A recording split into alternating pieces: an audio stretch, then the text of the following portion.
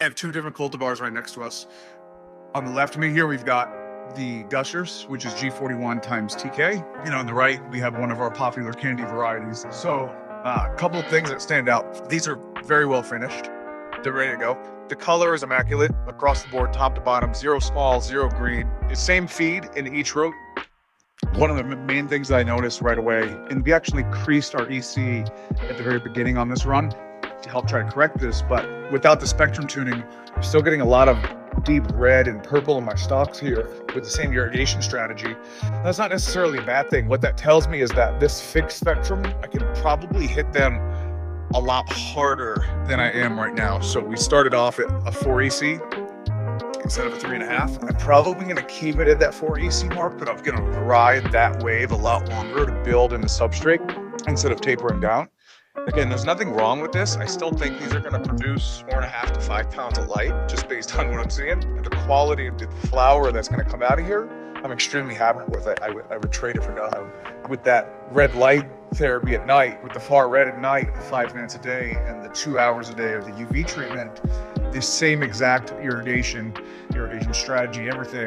The flower looks exactly the same. It looks really stabbed, dark purple, finished actually a lot earlier. I'm just riding it out to harvest. With this row is the stalks and the stems on the plant are bright green. Again, this is not a bad thing. It's just one of the things that I'm kind of pointing out and noticing. So far, what I've noticed the difference between the two is the fixed spectrum is going to give you everything that you want.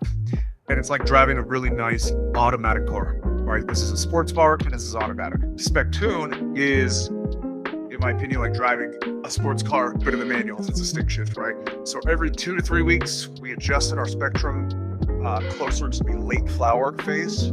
For 6 out of the 9 weeks, we ran the red light therapy. So the far red, 5 minutes after the lights off. And then for 6 weeks, we use the UV treatment. Doing this for as long as I have been, seeing as many rooms and as many crops as I have, I usually walk into the same thing every time. This is different. It's pretty safe to say these things are going to pay for themselves really, really fast. So Redline, fixed spectrum, 800 watts on a 4x6. Now we're going to go look at the 1000 watt SpecTune that's also harvesting today. And I took that a full 63 days. I could have pulled that in 56, but I wanted that to stay in line with this room and to see what kind of results I can get still running in a full 9 weeks.